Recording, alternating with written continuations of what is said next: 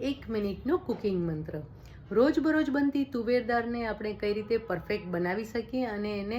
કઈ રીતે સરસ રીતે ચડવી શકીએ। ઘણી વખત કેવું થતું હોય છે કે જ્યારે આપણે તુવેર દાળ બાફીએ ને ત્યારે સરસ રીતે બફાતી નથી હોતી, અથવા તો એની અંદર એક જાતની વાસ આવતી હોય છે, કારણ કે આપણે એના ઉપર દિવેલ તેલથી મોયેલી દાળ હોય છે એટલા માટે। તો સૌથી પહેલાં તો જ્યારે પણ તુવેરની દાળ આપણે બનાવતા હોઈએ ત્યારે દાળને પહેલાં તો સરસ રીતે 2 થી 3 પાણીએ ધોઈ લેવાની છે, અને ધોયા પછી એની અંદર પાણી એડ કરી અને લગભગ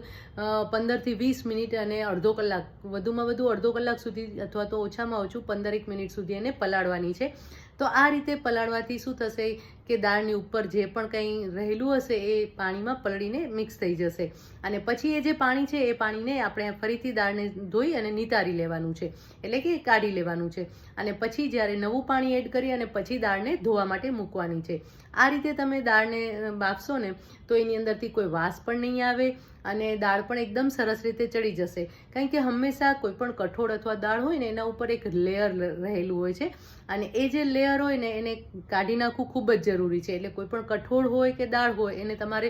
મિનિમમ 15 થી 20 મિનિટ તો પલાળવાની છે, અને એ પાણીને કાઢી લેવાનું છે, અને પછી નવું ફ્રેશ પાણી ઉમેરીને પછી જ એને બાફવા માટે મૂકવાની છે। આ રીતે દાળ બનાવશો તો એકદમ પરફેક્ટ તૈયાર થશે, એમાં વાસ પણ નહીં આવે અને સ્વાદિષ્ટ પણ બનશે।